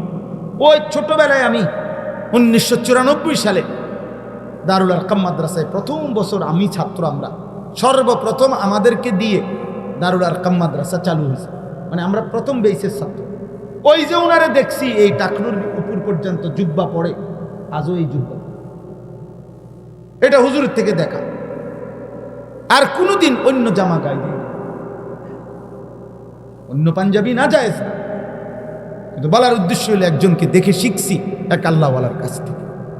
তোমরা কার থেকে নিছো? বলো বাবা, চুলটা কার থেকে নিলাম? নবী সাল্লাল্লাহু আলাইহি সাল্লামের আপন চাচাতো ভাই, আপনারা শুনেন, মুতার যুদ্ধে, একটি যুদ্ধ হয়েছে নবীজির জামানায়। 3 জন সাহাবী যাদেরকে নবীজি সেনাপতি বানাইছিলেন ওই যুদ্ধে, 3 জন সাহাবী পরপর ওই যুদ্ধে শহীদ হয়ে গেছেন, এবং অত্যন্ত মারাত্মক বিভীষিকাময় একটি যুদ্ধ। তো ওই যুদ্ধের 2 নম্বর সেনাপতির নাম ছিল জাফর ইবনে আবি তালেব, নবীজির আপন চাচতো ভাই। আবু তালেব নবীর চাচা না? নাম শুনছেন না আবু তালেবের? এ আবু তালেবের ছেলে, মানে হযরতে আলীর ভাই। আলী রাদিয়াল্লাহু তাআলা আনহু তো আবু তালেবের ছেলে। এই জাফর ইবনে আবি তালেব আলী রাদিয়াল্লাহু তাআলা আনহুর ভাই, আর কি বড় ভাই জাফর। উনিও ওই যুদ্ধের 2য় সেনাপতি ছিলেন। উনি শাহাদাত বরণ করছেন, যুদ্ধের ময়দানে শহীদ হয়ে গেছেন। আল্লাহর নবী সাল্লাল্লাহু আলাইহি সাল্লাম মদিনায় বসে তখন কাঁদতেছিলেন, সাহাবাদেরকে বলছেন, সাহাবারা, আমার জাফর, আমার আপন চাচাতো ভাই, এইমাত্র শহীদ হয়ে গেল। তো ওনার শাহাদাতের ঘটনা খুব মারাত্মক, মানে কলিজা কাঁইপা ওঠার মতো ঘটনা। ওনার শহীদ হওয়ার ঘটনা, যুদ্ধের ময়দানে ওনার দুশ্মনে প্রথম ডান হাতটা কেটে ফেলে দিছে। উনি সেনাপতি, তো উনি পতাকা বাম হাতে নিছে, বাম হাতে কোপ দিয়া কাইটা ফেলছে। উনি এই শুধু যেটুকু বাজু ছিল 2 হাতের বাইকি, এটা দিয়া দাঁতের মধ্যে কামড়াইয়া ইসলামের পতাকা উঁচা করে রাখছে। কিতাবে আছে উনি আপনার গর্দান, ওনার কল্লা বেঈমান কোপ দিয়ে আলাদা করে ফেলছে, কিন্তু কল্লা আলাদা অবস্থায়ও ওনার এই মুখ থেকে এই পতাকাটা দাঁত থেকে টাইমছে, তারা খুলতে পারে না, কোনোভাবে খুলতে পারে না। শেষ তৃতীয় নম্বর সেনাপতি ছিলেন আব্দুল্লাহ ইবনে রাওয়াহা রাদিয়াল্লাহু তাআলা আনহু। এই সাহাবীকে জলদি যখন খবর দিছে যে জাফর শহীদ হয়ে গেছে, তুমি তৃতীয় সেনাপতি, নবীজির ঘোষণা, কাজে তুমি গিয়ে পতাকা নাও। এই আব্দুল্লাহ ইবনে রাওয়াহা উনি কাছে গিয়ে আল্লাহর কুদরত এই লাশের সামনে, ওই খণ্ডিত মাথার সামনে দাঁড়াইয়া বলছে, জাফর পতাকা দাও। আমি আব্দুল্লাহ ইবনে রাওয়াহা তো পতাকা ছেড়ে দিছি। এমন এমন লোমহর্ষক ঘটনা, আল্লাহর কুদরতে এবার ওনার দাঁত কি খুলে ফেলছে। তো এই সাহাবী, দেখো ভাই ছেলেরা, তোমাদেরকে বুঝাইতে চাচ্ছি কোন কথাটা, দেখো এমন করুণ মৃত্যু যার হইল, শহীদ হইলেন। এই নবীজি তখন মদিনায় বসে কাঁদতেছিলেন যে সাহাবীরা, আমার জাফর শহীদ হয়ে গেছে, আমার জাফরের 2 হাত কাইটা ফেলে দিছে। নবীজি এই জন্য বলছে যে আল্লাহ তাআলা জান্নাতে আমার জাফরকে 2টা আলাদা ডানা হাত আল্লাহ কুদরতি লাগায় দিছে। তো নবীজি তখন সাহাবীদেরকে বললেন, চলো আমার জাফরের বাড়িতে চলো, তার স্ত্রী কন্যাদেরকে সান্ত্বনা দিয়ে আসি। উনি শহীদ হয়েছে না, তো ওনার বাড়িতে গেছে নবী নিজে। গিয়া দেখছে ওনার সান্ত্বনা দিছে, সবাই শুনাইছে, কাঁদতেছে, নিজেও সান্ত্বনা দিছে। তো ওই দিন, যেদিন শহীদ হয়েছে, আজকে বাবা শহীদ হয়েছে যুদ্ধের ময়দানে। ওনার 3টা ছেলে ছিল তখন, হযরত জাফরের 3 জন ছেলে। খোদার কসম আব্বা, একটা ছেলেও যদি শুনো, এই দিন যেদিন বাবা যুদ্ধের ময়দানে শহীদ হয়েছে, নবীর সাহাবী, ওনার 3 ছেলেকে উনি যখন দেখছে, সান্ত্বনা দিতেছে, আদর করতেছে, এই দিনে ওই সময় নবীজি দেখছে ওগর চুলগুলো মাথার একটু বড় বড়। সত্য কথা হলো, ও হাদিসের স্পষ্ট শব্দ, নবীজি তখন বললেন, উদউ লি আল হাল্লাক, তোমাদের মধ্যে চুল কাটতে পারে যেই সাহাবী, নবীজি বললেন তাকে ডেকে নিয়ে আসো। তো আনছে, আর নবীজি বললেন, আমার ভাতিজাদেরকে আগে চুল কাইটে সুন্দর করে ঠিক করে দাও। যেদিন বাপের মৃত্যু হয়েছে, বেটা শহীদ হয়েছে বাপ, সেদিন আল্লাহ নবী এটা খেয়াল রাখছে যে আমার ভাতিজাদের চুল বড় হয়ে গেছে। তাহলে ইসলামে সুন্দর চুল রাখা কতটা গুরুত্বপূর্ণ, কতটা গুরুত্বপূর্ণ। আমাদের ছেলে পেলে কোথাকার কোন বেঈমান, কোথাকার কোন পাগল, কোথাকার ছাগল, জাত নাই, জন্ম নাই, ঠিক নাই, ঈমান নাই, ধর্ম নাই, নাউজুবিল্লাহ নাউজুবিল্লাহ, ওদের মতো চুল কাটতেছো তোমরা। এটা কি কারবার? এটা পাগল। কার মতো চুল কাটলাম? এটা বেঈমানের মতো। বেঈমান তোমার বাপ, বেঈমান তোমার আত্মীয়, বেঈমান তোমার পছন্দ, কথা বলে না। তো তাইলে তুমি তার মতো চুল রাখবা কেন? তার মতো সাজবা কেন? আল্লাহ আমাদেরকে হেফাজত করেন। আল্লাহ তাআলা আমাদেরকে যে রসুল দিয়েছিলেন সাল্লাল্লাহু আলাইহি ওয়াসাল্লাম, গোটা পৃথিবী আজকে 1450 বছরে পৃথিবীর এমন কোনো অমুসলিম, এমন কোনো বেঈমান, কাফের, মুশরিক, সারা পৃথিবীতে যতজন নবীজির জীবনীকে গবেষণা করছে, আল্লাহর কসম প্রত্যেকের কাছে নবী সাল্লাল্লাহু আলাইহি সাল্লামের বাহ্যিক চেহারা, শরীর, এটা যেমন সবচেয়ে সুন্দর, নবীজির আখলাক, চরিত্র, এটাও সবচেয়ে সুন্দর। নবী সাল্লাল্লাহু আলাইহি সাল্লামের নাকের চাইতে সুন্দর নাক এই সৃষ্টিতে কারো নাই। নবীজির চোখের সাথে সুন্দর চোখ এই পৃথিবীতে কারো নাই। নবীজির আঙ্গুল মুবারকের চাইতে সুন্দর আঙ্গুল এই পৃথিবীতে কারো নাই। নবীজির হাসির চাইতে সুন্দর হাসি এই পৃথিবীতে কারো নাই।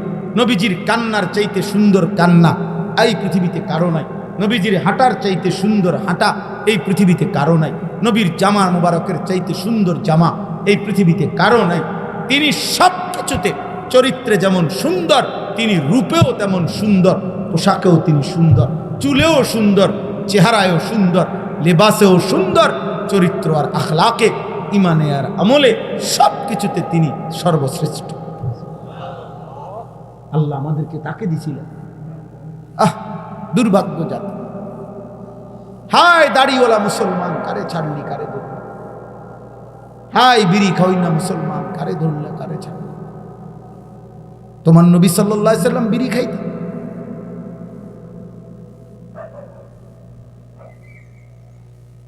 আপনার নবী সাল্লাল্লাহু আলাইহি সাল্লামের মুখে দুর্গন্ধ ছিল। নবী সাল্লাল্লাহু আলাইহি ওয়াসাল্লাম দাড়ি কাটতেন। বলে এমন নবী ছেড়ে দিলাম কেন? কি কারণ? এমন রাসূল ছেড়ে দিলাম কেন? এক সাহাবী, আমরা হাদিসে আছে, রবিআ ইবনে কাব আল আসলামী রাদিয়াল্লাহু তাআলা আনহু, এক সাহাবী, অল্প বয়সী ছিলেন, কিশোর। তো একদিন নবী সাল্লাল্লাহু আলাইহি সাল্লাম ইস্তেঞ্জা করে বের হইছে। তো নবীজির জন্য অজুর পানি, মেসওয়াক, এগুলা সব উনি আগায়া দিছে, নবীজির জন্য আগায়া দিছে। আর নবীজি খুব খুশি হয়েছে। তো নবীজি সাল্লাল্লাহু আলাইহি ওয়াসাল্লাম উনাকে বললেন, তুমি আমার কাছে কিছু চাও, বলো, একটা কিছু আবদার করো, আমি দেব। এই সাহাবী খুশি হয়ে গেছে, খুশি হয়ে বলতেছে, আজকে নবীর মনটা ভালো, আমারে একাকি কইছে কিছু চাইতাম, তো এমন একটা চাওয়া চাইছে। সুবহান, হাদিসে আছে, উনি বলছে, আসআলুকা মুরাফাকাতাকা ফিল জান্নাহ, ইয়া রাসূলুল্লাহ, জান্নাতে আপনার পাশে থাকতে চাই।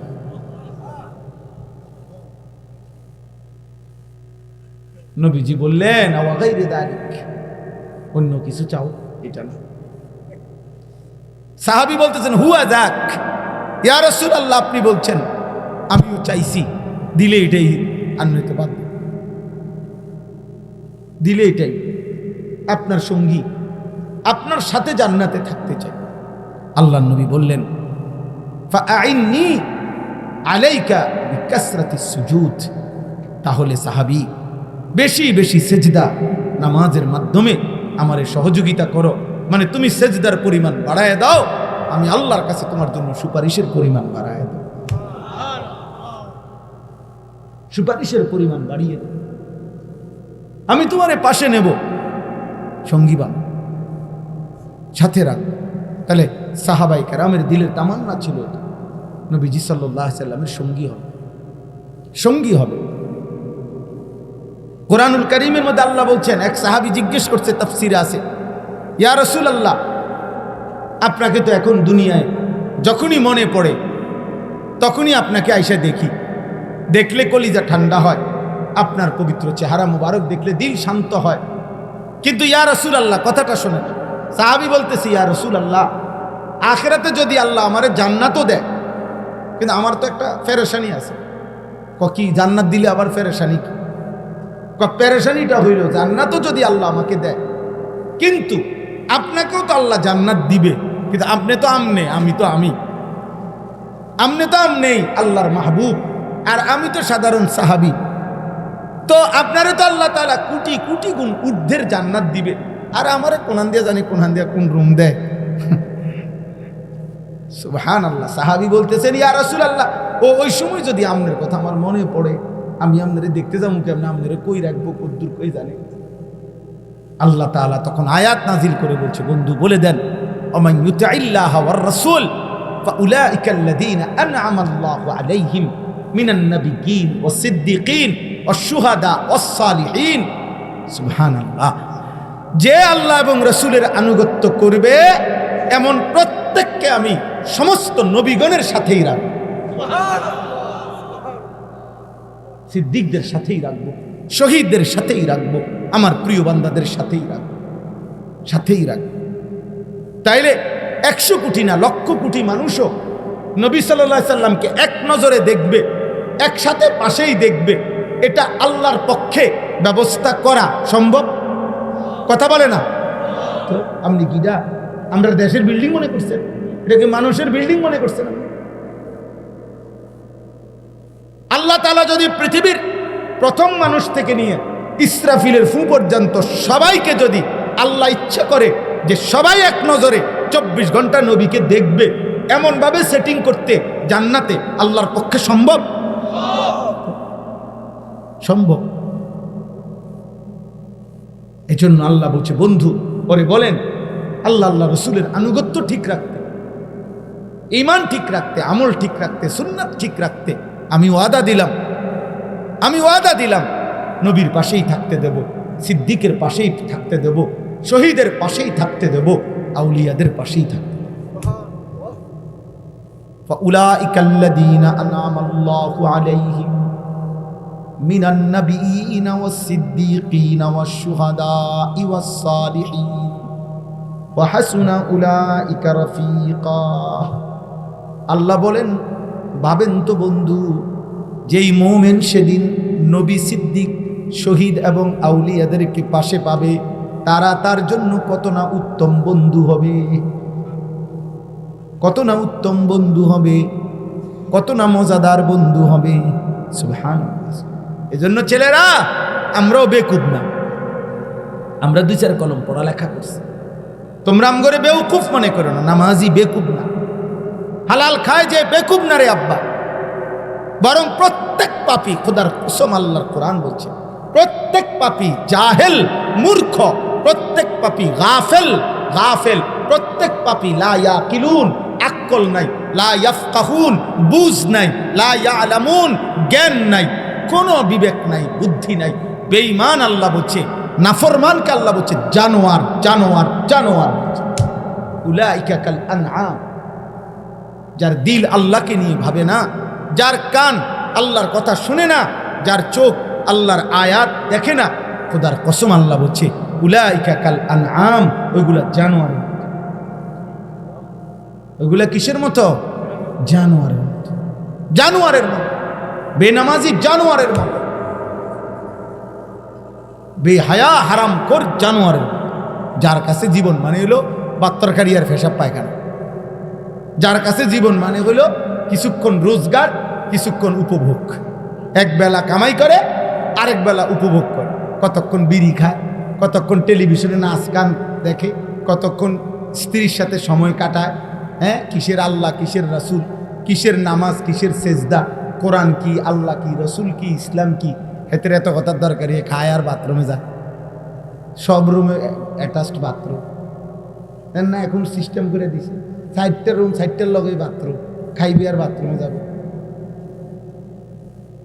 বুঝেন না? বাহ, সবাই রে, বউ বাচ্চা সবাই একসাথে সামনের রুমে বসা, সোফাত বসা, স্বামী, স্ত্রী, ছেলে, মেয়ে সবগুলো বেহায়া এক লগে টেলিভিশনে নর্তকীর নাচ চলে। কত বড় নিকৃষ্ট, বেগায়রত, ছি ছি ছি ছি, আত্মমর্যাদাহীন মানুষ। ও বুড়ো চাঁদোয়ানে বইয়া টেলিভিশনে নর্তকীর নাচ দেখে, এবারটা দেখে, এবার লগে বইয়া রয়েছে 12 বছরের পোলা। এই বুড়ার কোনো স্মরণ নেই। ছি ছি ছি ছি, আমনের চোখের উপরে ছি। লজ্জা শরম থাকা উচিত, মেয়ে, লজ্জা শরম থাকা উচিত। আল্লাহ আমাদের সবাইকে হায়া দান করে। কেউরে ছাড় নাই, কাউরে না। চাচারা, আপনাদের জান্নাত দরকার না? কথা বলেন না কেন? দাদাদের জান্নাত দরকার না? তো দাদারে কইব কে? দাদারে ফেরেশতানি কইব না হুজুররা? কথা বলেন না। বয়স্কদেরকে বলবে কে? হুজুররা না ফেরেশতা এসে বলবে? তাইলে একজন বুড়া মানুষ বিড়ি খাবে কেন? বুড়া মানুষ টেলিভিশন দেখবে কেন? বয়স্ক মানুষ নাচ গান দেখবে কেন? বলেন, আপনার বিবেক কি বলে? 60 বছরেও আল্লাহ চিনবার টাইম হয় নাই? 60 বছরেও আখিরাত চিনবার সময় হয় নাই? আর কখন, আর কতকাল?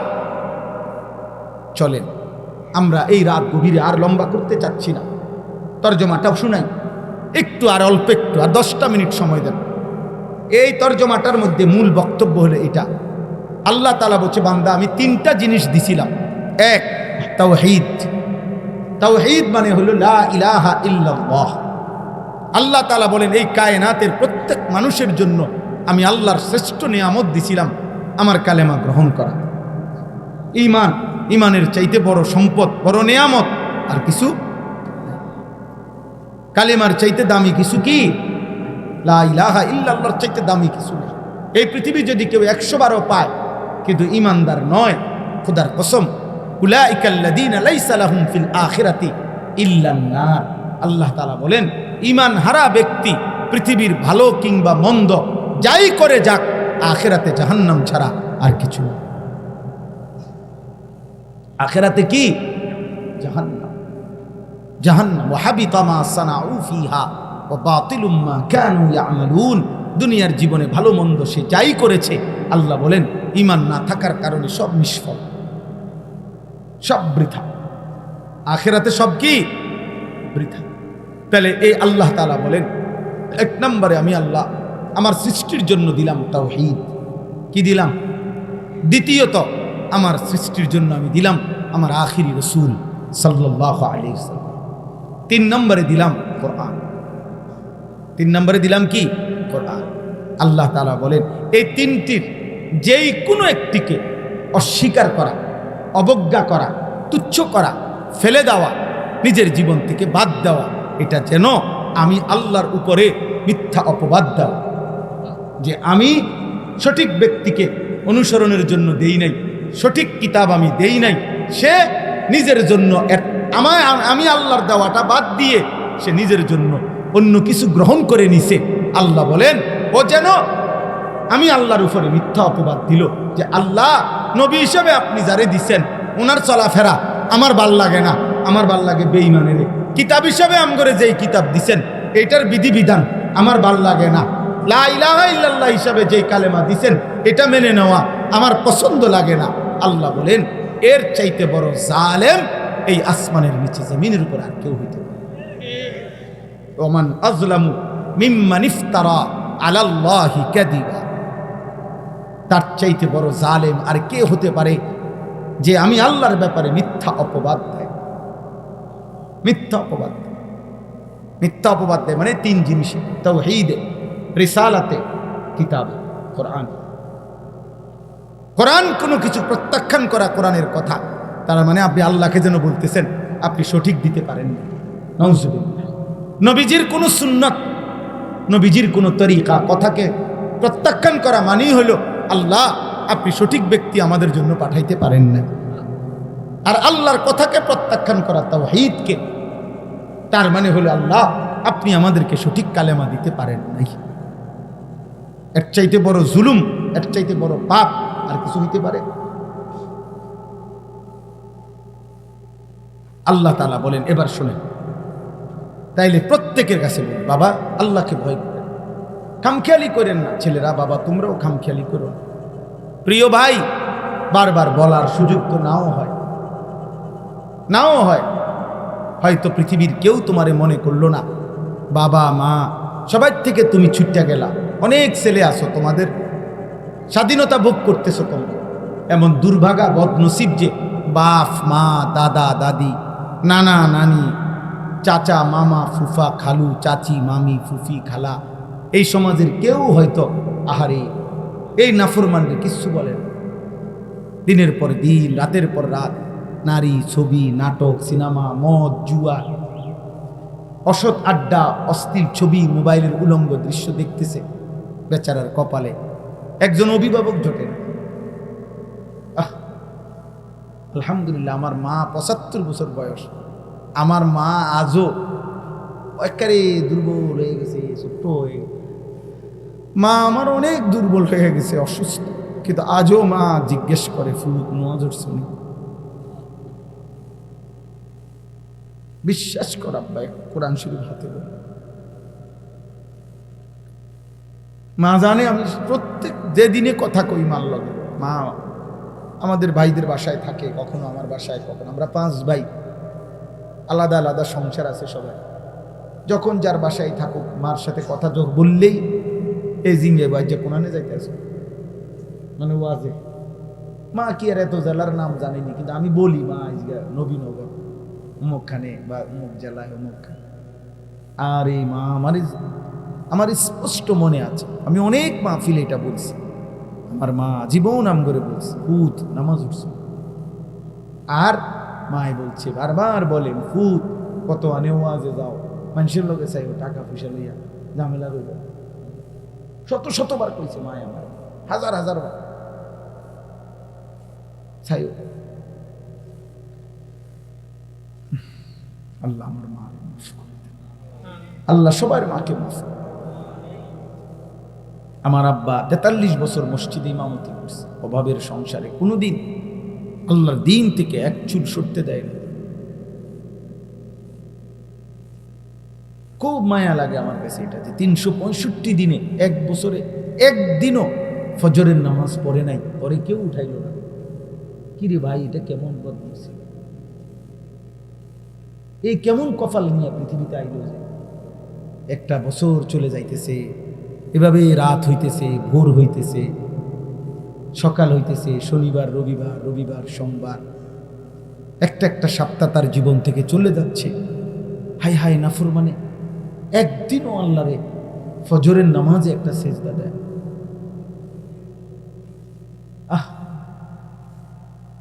হ্যাঁ, ঠিকই বলছে চাচা, দুঃখেই বলছে, দুঃখেই বলছে আব্বা। নবীজি শোনো আব্বা, হযরত আব্দুল্লাহ ইবনে মাসউদ বলছে রাদিয়াল্লাহু তাআলা আনহু, আল্লাহর নবীর সাহাবী, শ্রেষ্ঠ সাহাবী আব্দুল্লাহ ইবনে মাসউদ বলেন, নবীজির জামানায় আমরা যাকেই ফজরের নামাজের জামাতে না পেতাম, খুদার কসম সাহাবী বলে আমরা বুঝতাম সে মুনাফিক, বাইয়িনুন নিফাক, প্রকাশ্য মুনাফিক। কোন নামাজ বলে না, কোন নামাজ? আবার বলেন ফজর। ফজর। আপনি আমি মুমিন না মুনাফিক, এটা প্রমাণ হয় ফজরের নামাজ, জুমার নামাজের।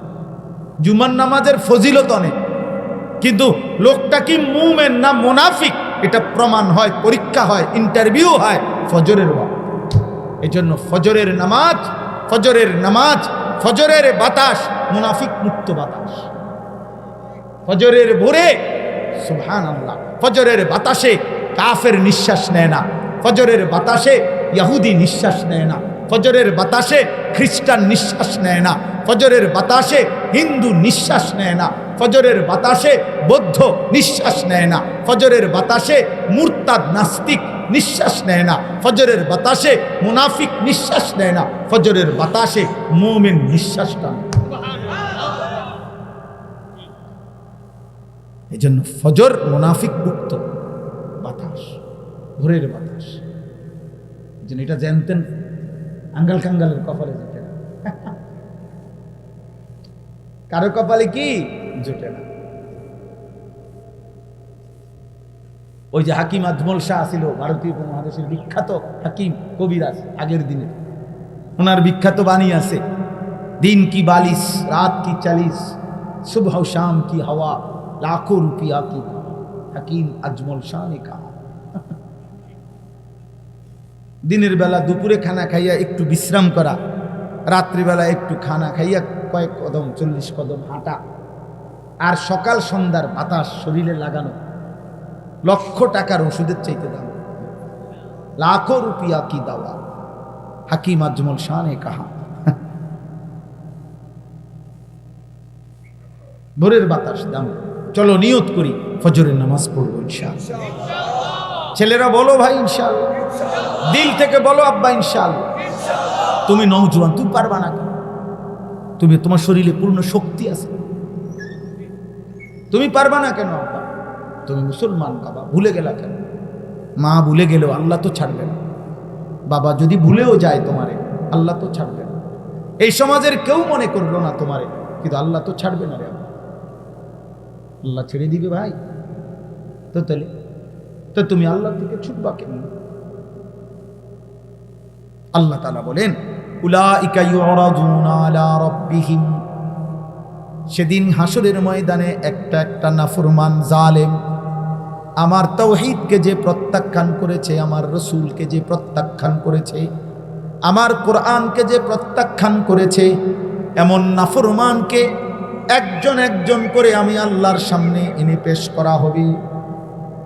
ওয়ায়াকুলুল আশহাদ হাউলাইল্লাযীনা কাযাবু আলা রাব্বিহিম, আল্লাহ বলেন আমার পক্ষ থেকে নির্ধারিত সাক্ষীগণ একে একে পর পর সাক্ষী দিবে আল্লাহ, এরাই সেই নাফরমান যারা আপনার কথা মিথ্যা মনে করেছে। 5টা সাক্ষী আমাদের প্রত্যেকের বিরুদ্ধে, আমাদের প্রত্যেকের পাপের বিরুদ্ধে 5টা সাক্ষী। কয়টা? 1 নাম্বার এই বাম কাদের ফেরেশতা। এই ফেরেশতা প্রথম আল্লাহর কাছে সাক্ষী দিবে জবান দিয়া, আল্লাহ এই নাফরমান এই করেছে।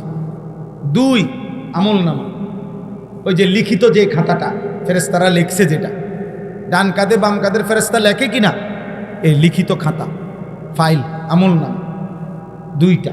3 নাম্বার আমাদের অঙ্গ প্রত্যঙ্গ, আমাদের হাত পাও চোখ নাক কান, নিজের অঙ্গই নিজের বিরুদ্ধে সাক্ষী। কয়টা হলো? 3টা। 4 নাম্বার পায়ের নিচের জমিন, ইয়াউমা ইদিন তুহাদ্দিসু আখবার। কয়টা হলো? 5। মহান আল্লাহ নিজে, আল্লাহ নিজে। কয়টা হলো? আইনাল মাফার। আল্লাহ তখন জিজ্ঞেস করবে, বান্দা এখন পালাবে কোথায়? হ্যাঁ বান্দা শোনো, ফেরেশতা কি বলে, আমল নামায় দেখো কি লেখা। শোনো তোমার অঙ্গ প্রত্যঙ্গ, তোমার শরীর কি বলে। শোনো পায়ের নিচের জমিন কি বলে। আর শোনো আমি কি বলি। ওয়ায়াকুলুল আশহাদ হাউলাইল লাযীনা কাযাবু আলা রাব্বিহিম। সবগুলো সাক্ষ্য বলবে, আল্লাহ এই সেই নাফরমান যে আপনার কথাকে মিথ্যা মনে করেছে। আলা লানাতুল্লাহি আলাজ জালিমিন। সব শুনে আল্লাহ বলবে, জালেম তোর উপরে আল্লাহর লানত। আস্তে কাঁদো, আস্তে কাঁদো, সাবধান। আলা লানাতুল্লাহি আলাজ জালিমিন। আল্লাহ বলবেন, জালেম তোর উপরে আল্লাহর লানত। 40 বছর কেমনে রে তুই আমি আল্লাহরে ভুলে রইলি বান্দা। 1টা বছর কেমনে আমারে সেজদা না দিয়ে থাকলি। বলো, আল্লাহ আমাদেরকে হেফাজত করুন। চলো ভাই, রাত গভীরে ফিকির করে ভাবে ভাবে। কারো জন্য কেউ আটকায় না, কারো জন্য কেউ স্বার্থপর এই দুনিয়া। বাপও একদিন ছেলে মেয়েকে রেখে কবরে জায়গা। বলছি আস্তে কাঁদো, নামো এখান থেকে, নামো, যাও নিচে দাও।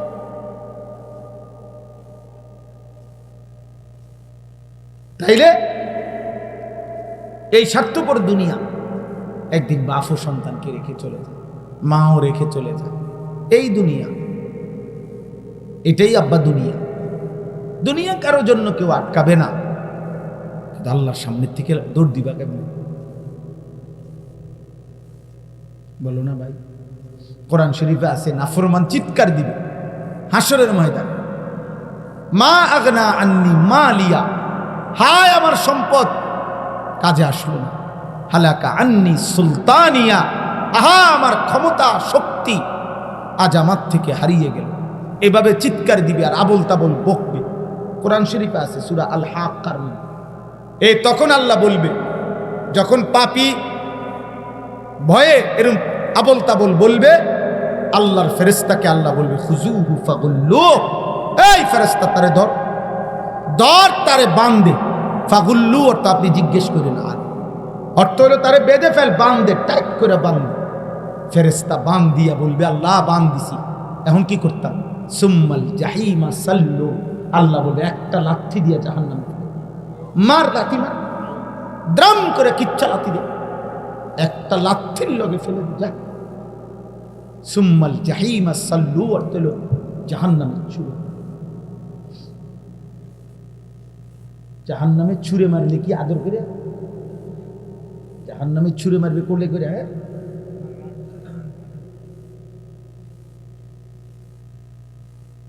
খুজুহু ফাগুল্লু সুম্মাল জাহিমা সাল্লু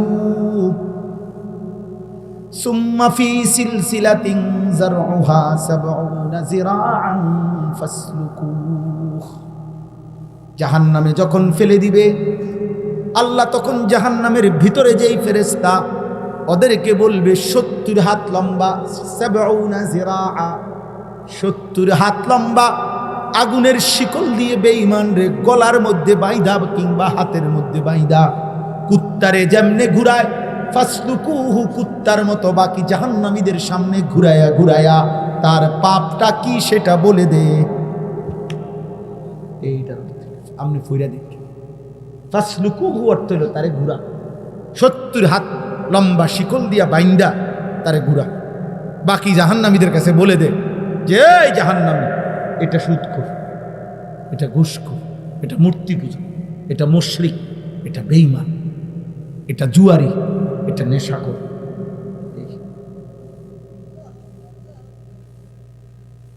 আল্লাহ, উনি এখন ভাবছি যে বুঝছেন না, দুর্বল মানুষ, আপনার ভিতরে এখন অনুভূতি বলতে কথা তো মারাত্মক। হ্যাঁ,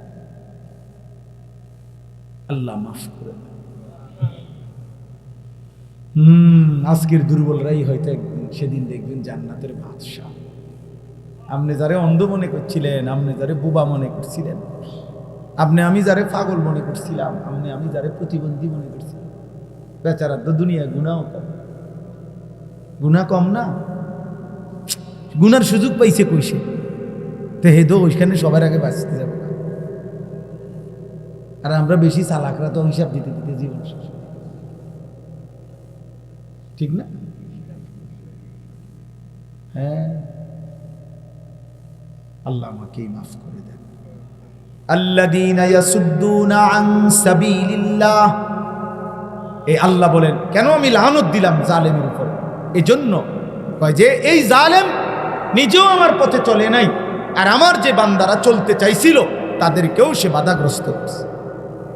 আরে বেটা হয়েছে কইছিল ও নামাজটা কুদ্দুর ফিরে, আরে বাপরে, কি তো আব্দুল কাদের জিলানী না, নতুনে না বাপ লইছে লাগো, চিনি না তোমার এই সিটারের হদ্দার, এই একটা কইয়া হেরে কি করে দিল, শরম দিয়া দিল, বুঝেন নাই কথা, মস্কারি করে তারে। বেচারা হয়তো চাইছিল বন্ধু নামের শয়তান সমবয়সী অথবা এরকম কেউ একজন ওরে একটা টিটকারি দিয়া, আরে বাপরে হাতে ভালো হয়ে যাবে, দেখতাম না কয়দিন,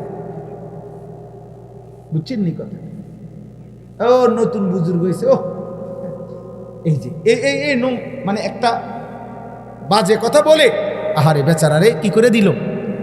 আল্লাহ বলেন ওই জালেমের উপরে, এই যে জালেম অন্যকে আমি আল্লাহর পথে চলতে বাধা দেয়, তার উপরে আল্লাহর লানত। 2 ওয়ায়াবগুনাহা ইওয়াজা, যে কথায় কথায় আমার দ্বীন ধর্ম, আমার শরীয়ত, আমার বিধান, আমার কোরআনে ভুল বক্রতা ত্রুটি তালাশ করে, তার উপরে লানত। আমল তো করে না, আরো উল্টা যুক্তি, মাইতো না চাই, কত হুজুরে দেখছি উল্টা ফাঁকা, এই শেষ। হ্যাঁ বটা এই জন্য আও রাখো, হুজুরে একটা ফ্যাঁস লাগাই রাখছে দেশটার, 12 রকম হুজুর 13 রকম কথা কয়, আমরা কোন দিকে যাব? হ্যাঁ, আমাকেও ফ্যাঁসে ফুরে আসছে, ওটা 40 বছর বিড়ি আমরা ফ্যাঁসে, কাকা যায় 30 বছর সুদ খায়, আমরা ফেঁসে ফুরি, আমরা হুজুরের ফেঁসে ফুরা, উনি আজকে 60 বছরও চা দোকানে নর্তকীর নাচ দেখে, আমরা ফেঁসের কাজ। হ্যাঁ, গপ মারেন, হ্যাঁ গপ ছুড়েলে ফাইজলামি দুনিয়া মস্কারি করে, চা দোয়ানের কথা, আসরের মাঠ চা দোয়ান কথা বলেন না, আসরের মাঠ চা দোয়ান, তো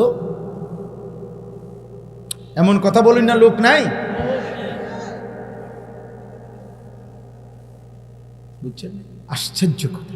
আপনি মনেই করেন ওয়ালাউ ফারজান, আমি মেনে নিলাম কোন একজন হুজুরের কোন ত্রুটি আছে, 100 বার হতেই পারে, এটা দুনিয়া, এটা জান্নাত না, কথা বুঝছেন না। কিন্তু মনে করেন আমার চোখের সামনের ব্যক্তি আগুনেই পড়ে গেল, তো এরপরে আর আমি থেকে লাভ কি, আমি আগুনে পড়ে যাই, কথা বলেন না।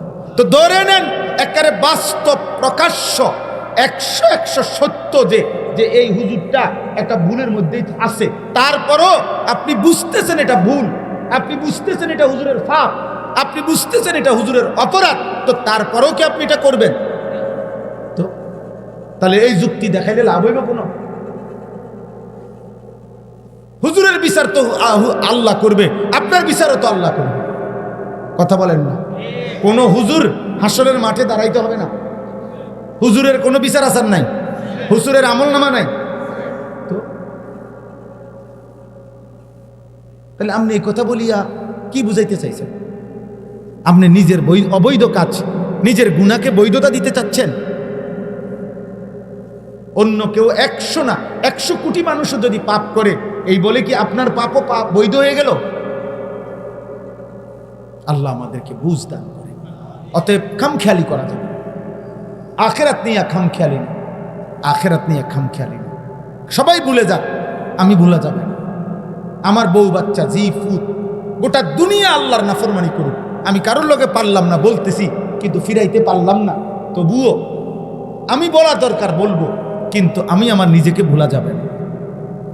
ও 10 জনের যে গতি, আমারও সেই গতি। কিতা মানে 10 জনের যে জাহান্নাম, আমারও সেই জাহান্নাম। তো এটা নিয়ে কথা, সবখানি বুঝি সব কথা লাগাই দিল। অহুম বিল আখিরাতি হুম কাফিরুন। এই শেষ কথা হইল, আল্লাহ তাআলা বলেন 1 নাম্বার, তাওহীদকে যে অবজ্ঞা করে, রাসূলকে যে অবজ্ঞা করে, আল্লাহর কোরআনকে যে অবজ্ঞা করে, কোন বান্দাকে যে আল্লাহর পথে চলতে বাধা দেয়, দিন শরীয়তের মধ্যে যে ভুল তালাশ করে, এই সবটার কারণ একসাথে হলো অহুম বিল আখিরাতি হুম কাফিরুন। মূলত এই মানুষগুলো আখিরাতকে অস্বীকার করে, আখিরাতকে তাদের দিল দিয়ে আসলে মানে না, এই জন্য এত জঘন্য পাপ করে। এই জন্য আমি আল্লাহর লানত তার উপর। যার হৃদয়ে আখিরাত আছে সে মস্কারি করে। আপনি কথা বুঝেন না? এটা কোনো একটা কি মোয়া না, এটা কোনো মামুর বাড়ির ফাইজলামি না, এটা কোনো আপনার গল্প গুজব না।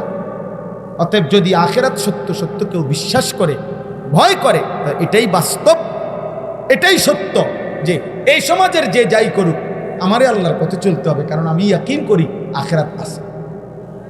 আখিরাত আছে, আখিরাত হবে। কাজেই এই সমাজের বাকি সব উল্টে যাক, আমি আল্লাহর পথে থাকি। আল্লাহ তৌফিক দান করেন।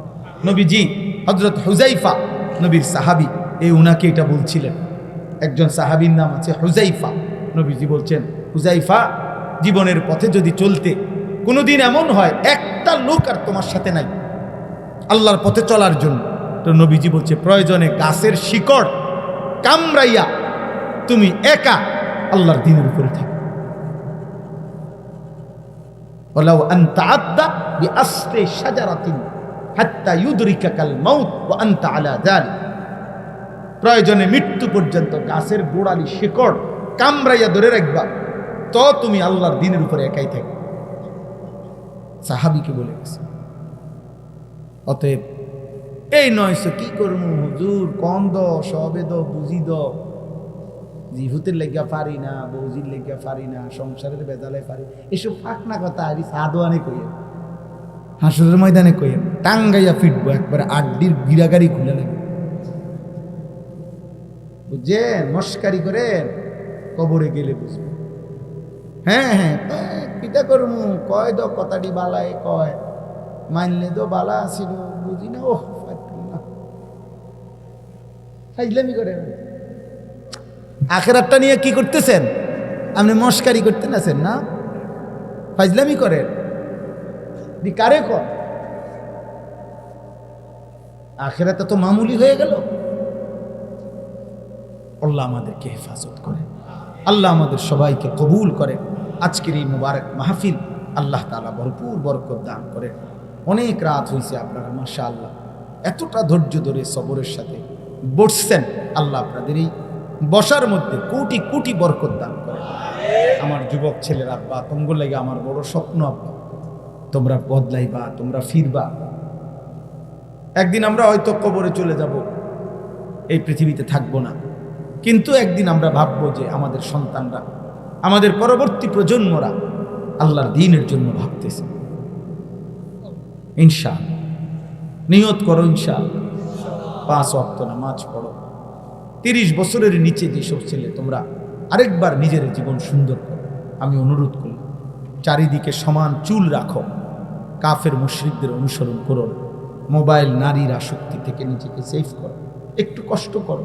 ইনশাআল্লাহ প্রত্যেক চাহিদা আল্লাহ পূরণ করে। খাবারের চাহিদা আল্লাহ পূরণ করে, পানির চাহিদা আল্লাহ পূরণ করে, তো লজ্জাস্থানের চাহিদাও আল্লাহ পূরণ করে, সব পূরণ হবে। যে মালিক সব দিছেন সে মালিক সব চাহিদাও পূরণ করে। আল্লাহ আমাদেরকে তৌফিক দান করেন।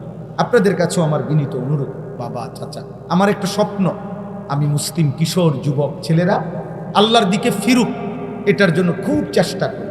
বিভিন্ন শুধু ওয়াজ না, আমি আমার মাদ্রাসায় একটা বড় জায়গা কিনছি, কুমিল্লা ক্যান্টনমেন্ট, ময়নামতি সাহেবের বাজার, 1 একর 15.5 শতক, মানে 115.5 শতক জায়গা, প্রায় 2,67,00,000 টাকা জায়গার দাম, মাটির দাম। আলহামদুলিল্লাহ, একটা আশা নিয়ে কিনছি। এই আশাটা হলো আমার একটা মাদ্রাসা আছে ওইখানে, হেদায়েতুন্নাহু পর্যন্ত। আলহামদুলিল্লাহ 534 জন ছাত্র আছে, 34 জন শিক্ষক কর্মচারী আছে। এটা হলো একদিকে। আমরা আরেকটা মাদ্রাসা করতে চাচ্ছি, সারা বছর মুসলিম কিশোর যুবক, জেনারেল স্কুল কলেজ ইউনিভার্সিটি পড়ুয়া এবং অন্য বয়সী মুসলমান বছরের যে কোনো সময় আমাদের সেখানে যাবে, যে যেটুকু সময় থাকে নিয়ে যাবে, দিন শিখ, অজু, নামাজ, সূরা, কেরাত, দোয়া, কালাম, যেটুকু সময় আছে যাক, পড়ুক, কলেজে পড়ুক, ইউনিভার্সিটিতে পড়ুক, কিছু না পড়ুক, বয়স্ক হোক মুরব্বী হোক, যাবে, দিন শিখবে। আমাদের একটা আশা। আপনাদের কাছে আমাদের অনুরোধ, আমাদের এই বড় জায়গাটা যার, আপনাদের কাছে আমার অনুরোধ, আমার এটাতে বড় মাদ্রাসা করতে চাই আলাদা ওইখানে। এই আশা নিয়ে আমি একটা কাগজ আপনাদের কাছে দেই, সারা দেশে দেই। এই কাগজটা একটা আবেদনটা হলো আমাদের এই 2,67,00,000 টাকার এই জমিটাতে, যে এটার মধ্যে আমরা একটা বড় কমপ্লেক্স, মসজিদ, 2টা পৃথক মাদ্রাসা, এরপরে বালিকাদের মাদ্রাসা, আরও অন্যান্য কার্যক্রম করতে চাই। এই কাগজটাতে আবেদনটা এটা যে আমাদের এই বিশাল জমিটাতে এক নামাজের মুসল্লা যায় নামাজ পরিমাণ জমির দাম মাত্র 4,200 টাকা। যদি কোনো মুসলমান, পুরুষ, নারী, জওয়ান, বুড়ো, আপনারা এই কাগজটা রাখবেন। এটার মধ্যে বিকাশ নাম্বার আছে, অ্যাকাউন্ট নাম্বার আছে। যদি কারো সামর্থ্য হয়, পারলেই দিবেন। 4,200 টাকা দিলে ওই নাম্বারে, বিকাশে, অ্যাকাউন্টে এক নামাজের মুসল্লা যায় নামাজ পরিমাণ জমি আপনি মনে করেন কিনলেন, নিলেন, সাদকায়ে জারিয়ার সওয়াব পাইলেন। তো এরপরে ওইখানে মসজিদ হবে, মাদ্রাসা হবে, সবাই আল্লাহর বান্দারা দিন শিখবে। আমরা গত 25 সালে, এই বছর জুন মাস পর্যন্ত, এই পর্যন্ত ভাঙ্গা 1550 মতো ছেলে অজু, নামাজ, সূরা, কেরাত শিখাইছে অল্প অল্প করে। এটা আমরা এখন করি 3 মাস পর পর। সামনের দিকে আমরা চাচ্ছি ওইখানে যদি ঘর করতে পারি, সারা বছর সবার জন্য মুক্ত থাকবে। যে যখন আসবে দিন শিখবে, যেটুকু সময় 3 ঘন্টার জন্য আসলো তো কমপক্ষে রুকু শিখলো, সূরা, কেরাত শিখলো। আল্লাহ তৌফিক দান